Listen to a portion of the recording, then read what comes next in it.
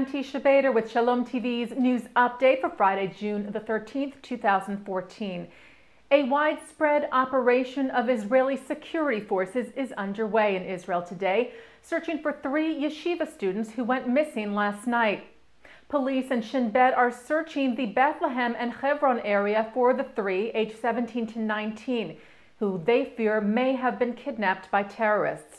Witnesses said they had seen the Jewish students hitchhiking rides home at around 10 o'clock last night from their yeshiva in Gush Etzion in the West Bank.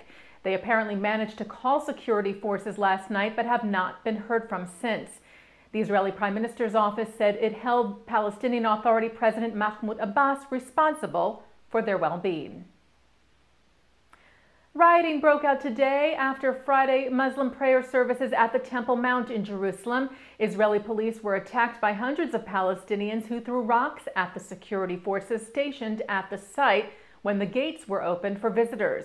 Israel police dispersed the crowds, and spokesman Mickey Rosenfeld said there were no serious injuries. At least 8 rioters were arrested. The U.S. Senate officially confirmed Israeli-American Stanley Fischer yesterday as Vice Chairman of the United States Federal Reserve. Fischer, who is a former Bank of Israel governor, was confirmed by the Senate in a vote of 63 to 24. He succeeds Janet Yellen, who in February moved on to fill the role of Fed chairwoman. Suspected Brussels Jewish Museum shooter Mehdi Nemmouche is looking for assurances that he won't be ultimately extradited to Israel. Nemmouche, who allegedly killed 4 people, including an Israeli couple last month at the museum, was arrested in France and initially opposed being extradited to Belgium to stand trial there. His lawyer told the press after a hearing yesterday that Nemmouche now says he will agree to the extradition to Belgium if he is guaranteed that he won't then be extradited to a third country, namely Israel. The Versailles Court of Appeals judges will decide on the matter on June the 26th. And staying in France, the European Jewish Congress announced that it will file a lawsuit in a Paris court against Jean-Marie Le Pen, who is the founder and longtime leader of the far-right French National Front. This follows Le Pen's offensive anti-Semitic comments regarding Jewish singer Patrick Bruhl last week.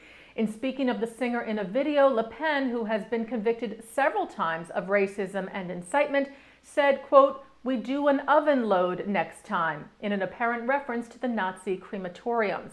His remarks caused outrage in the Jewish community, and EJC President Moshe Kantor said that it was imperative to take action.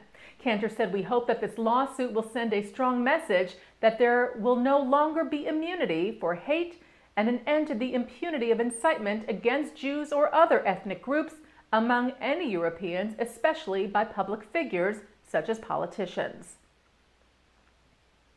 Peru's consul in Geneva during World War II has become the first citizen from his country to be named by Yad Vashem, Israel's living memorial to the Holocaust, as righteous among the nations. Jose Maria Barreto was posthumously honored for helping to save Jews during the Holocaust. Barreto issued Peruvian passports to at least 58 German Jews in order to save them from being sent to the Nazi death camps. The honor of righteous among the nations has been given by Yad Vashem to about 25,000 people from 50 different countries.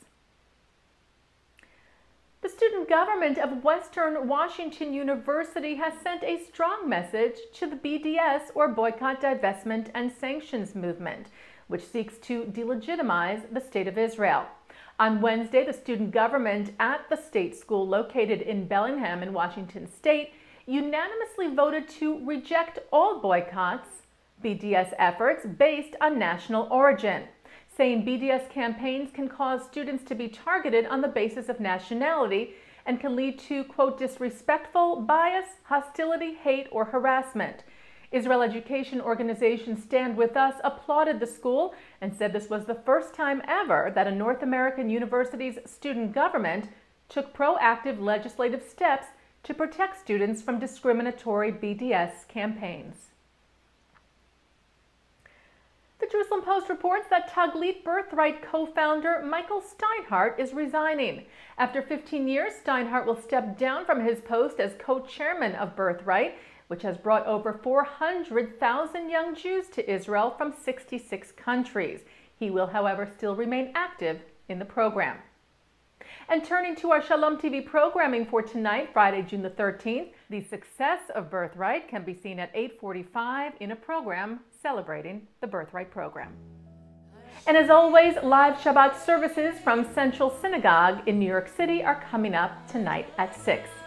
And looking ahead this weekend on Sunday at noon and 6 p.m., founder and director of the Jewish Culture Festival in Krakow, Janusz Makuch, talks about the triumph of the annual Jewish cultural event celebrated in Poland. That's here on Shalom TV and ShalomTV.com. And that's Shalom TV's news update for Friday, June the 13th, 2014. I'm Teisha Bader. Shabbat Shalom.